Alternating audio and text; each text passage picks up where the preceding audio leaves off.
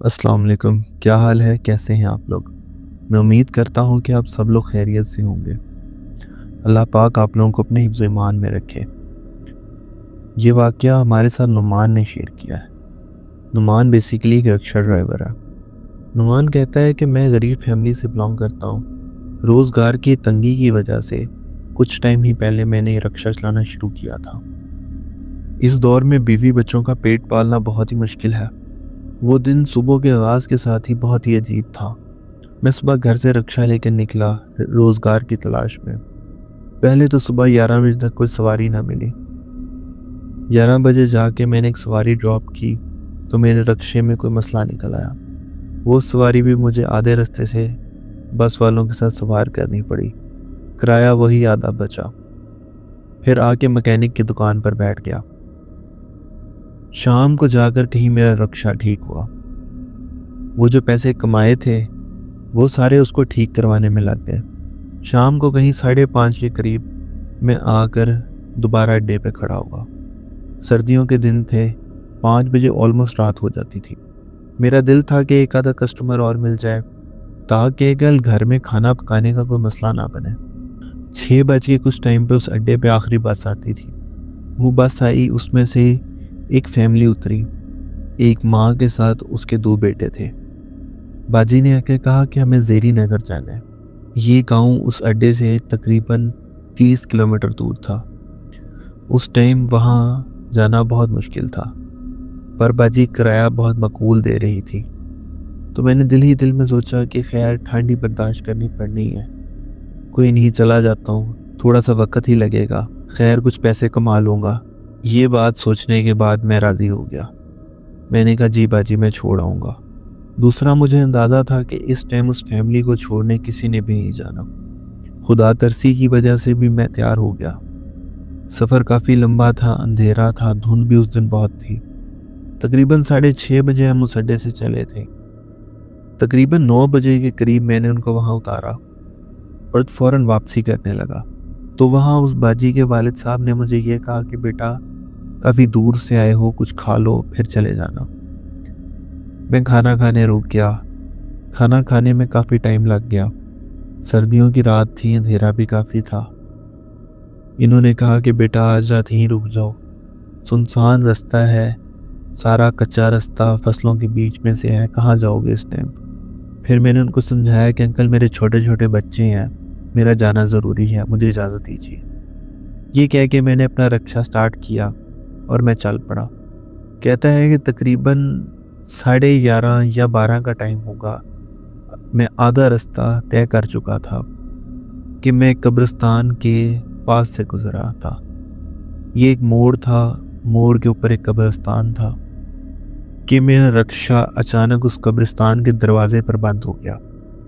मैंने वहीं कब्रिस्तान की दीवार के साथ अपना रिक्शा रोका और देखने लगा कि आया इसको क्या मसला है। तो मैंने जब टैंकी खोल के देखा तो पेट्रोल ख़त्म हो गया था, जबकि मैंने निकलने से पहले ही टैंकी में तकरीबन कुछ 6-7 लीटर पेट्रोल डलवाया था। मैं बड़ा परेशान हुआ कि एकदम से पेट्रोल कैसे ख़त्म हो सकता है।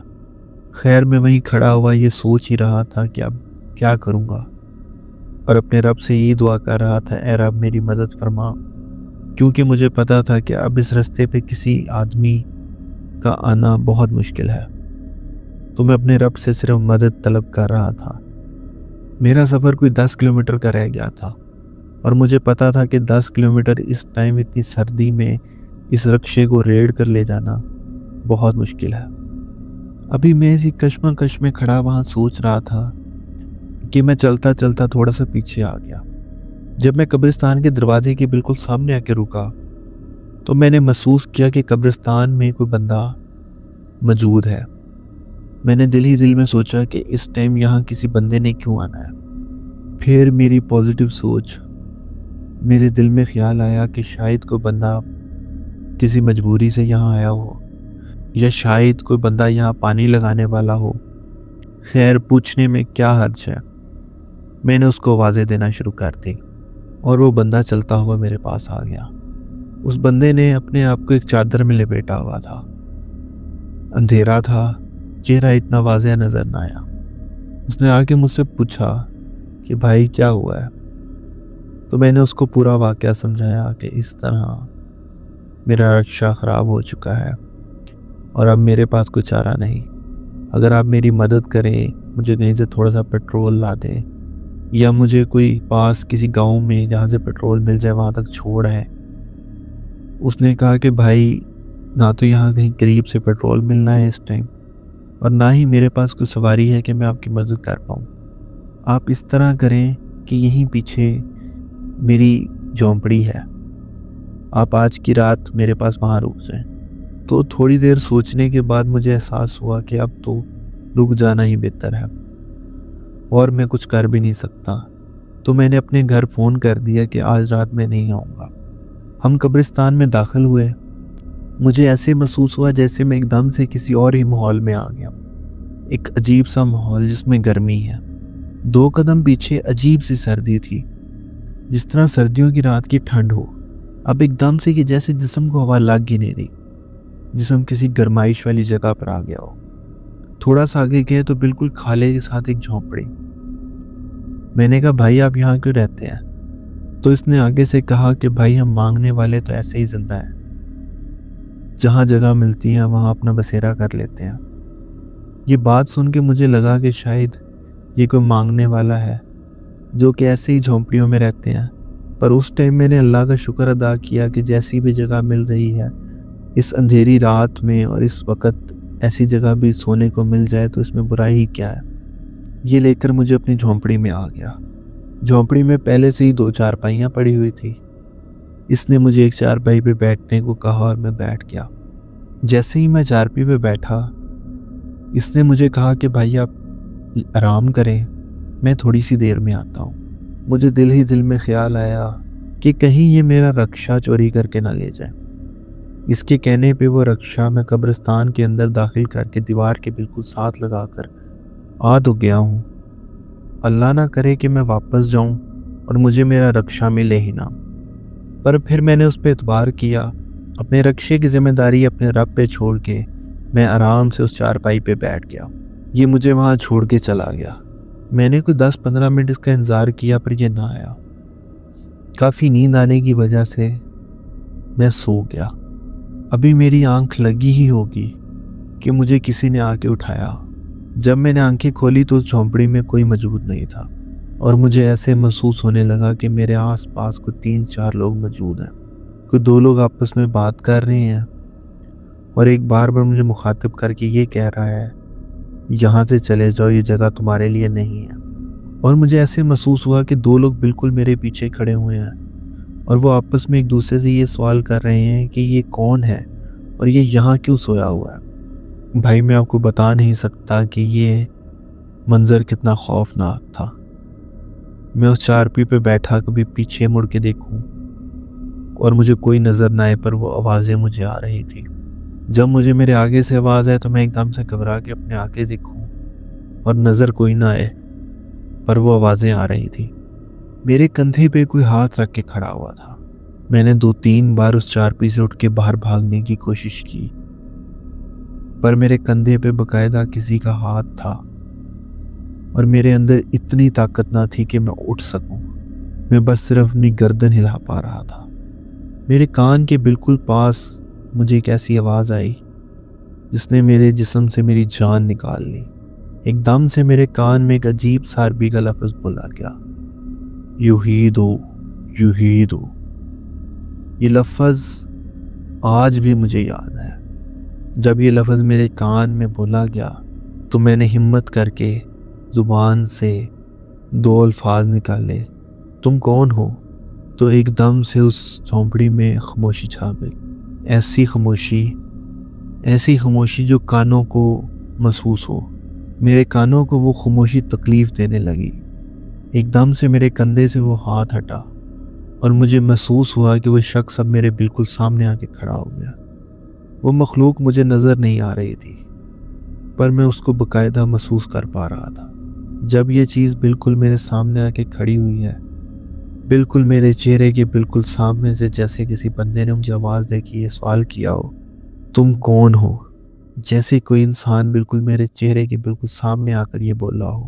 جو بھی ہے تم نے غلطی کر دی ہے، یہ رات تمہاری آخری رات ہے۔ میرا اللہ جانتا ہے کہ جب میں نے یہ آواز سنی تو مجھے میری موت بالکل صاف نظر آئی، اور میں نے دل میں ایک بات سوچی کہ یہ میں کہاں پھنس گیا ہوں، یہ کیا جگہ ہے اور یہ کون ہے۔ یہ آواز سننے کے بعد میں ایک دم سے اس چارپی سے اٹھ کھڑا ہوا اور میں نے اونچا اونچا اللہ کا نام لینا شروع کر دیا اور کلمہ پڑھنا شروع کر دیا۔ میں اونچا اونچا کلمہ پڑھتا ہوا اس جھونپڑی کے داخل ہونے والے حصے تک گیا اور جھونپڑی کا پردہ ہٹانے کی کوشش کی۔ بھائی وہ پردہ جیسے ایک لوہے کی دیوار بن چکا ہو یا میرے ہاتھوں میں جان ختم ہو گئی ہو۔ مجھ سے وہ پردہ ہی ہٹایا نہ جا رہا تھا، اور مجھے ایک دم سے آواز آئی کہ واپس آ کے یہاں لیٹ جاؤ۔ بھائی میں جیسے اس آواز کا غلام تھا، میرا جسم خود بخود میری مرضی کے بغیر واپس آنا شروع ہو گیا اور میں آ کے اس چارپائی پہ لیٹ گیا۔ میری رضائی خود بخود ہی میرے اوپر ہوئی، صرف اور صرف میرے جسم میں میرا دماغ اور میری زبان میرے قابو میں تھے۔ باقی میرے ساتھ کیا ہو رہا تھا مجھے نہیں پتا، جیسے مجھے کوئی پکڑ کے خود چلا رہا ہو، یہ حالت تھی میری۔ میں اونچا اونچا کلمہ پڑھتا جا رہا تھا۔ اب گھبراہٹ کا یہ عالم تھا کہ کلمے کی آواز اتنی بلند تھی، جتنا اونچا میں بول سکتا تھا، جتنی میرے اندر جان تھی، وہ پوری جان لگا کر میں اتنا اونچا وہ کلمہ پڑھ رہا تھا کہ وہ آواز شاید اس سناٹے میں 1 کلومیٹر دور بندے کو بھی سنائی دے۔ ایک آدھے منٹ کے بعد اس جھونپڑی میں پھر خاموشی ہو گئی۔ میں نے ایک دم سے رضائی اتاری اور میں سیدھا باہر بھاگا۔ اس بار جھونپڑی کے دروازے کی پہ جو کپڑا ٹنگا ہوا تھا اس کو میں نے ہٹایا تو وہ فوراً ہٹ گیا اور میں باہر بھاگ گیا۔ تھوڑا سا دور ہی گیا، میں نے مڑ کے دیکھا تو پیچھے مجھے کچھ نظر ہی نہ آئے، نہ وہ رستہ نہ وہ جھونپڑی۔ جب میں آیا تھا تو میں ایک رستے پہ آیا تھا جو اس جھونپڑی کے دروازے تک جا رہا تھا۔ واپسی پہ جب میں باہر نکل کے بھاگا تو میں ایک فصل کے بیچ میں کھڑا ہوا تھا۔ میں تھوڑا سا آگے گیا تو میں قبرستان میں داخل ہوا۔ میں نے مڑ کے دیکھا پیچھے تو پیچھے صرف فصلیں تھیں اور دھند تھی۔ میں بہت ہی پریشان ہوا۔ میں نے آواز دے کے اس انسان کو بلانے کی کوشش کی، پر وہاں سے کوئی جواب نہ آیا۔ وہ تقریباً کوئی 40 یا 50 قدم کا قبرستان کا حصہ ہوگا۔ جیسے ہی میں نے وہ کراس کیا تو مجھے میرا رکشہ نظر آیا۔ میں نے مڑ کے پیچھے دیکھا تو قبرستان کی دیوار تھی، پیچھے فصلوں کو جانے کا رستہ بھی نہیں تھا۔ مجھے نہیں سمجھ آ رہی تھی میں کس جگہ پر ہوں اور یہاں کیا ہو رہا ہے۔ میں نے جلدی جلدی اپنے رکشے کو کھینچا اور سڑک پہ لگایا اور ریڑنا شروع کر دیا۔ بھائی میں چلتا رہا۔ تھوڑی دور گیا تو میرے فون میں میسیج آئے۔ میں نے اپنی جیب میں سے فون نکال کر ٹائم دیکھا تو 4:30 ہو رہے تھے۔ میرے گھر سے کچھ 12-13 کالیں آ چکی تھی۔ میں بڑا پریشان ہوا کہ فون تو میری جیب میں تھا، یہ مجھے کال سنائی کیوں نہیں تھی۔ خیر میں نے اس ٹائم رک کے کال کرنا بھی گوارا نہ کیا اور میں چلتا رہا۔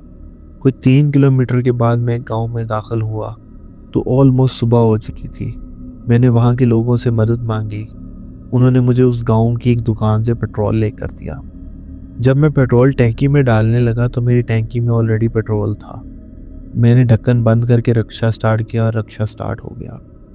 تو میں نے وہاں کے لوگوں کو وہ واقعہ بتایا تو انہوں نے بتایا کہ اس قبرستان کے حصے میں اس طرح کی چیزیں ہوتی رہتی ہیں۔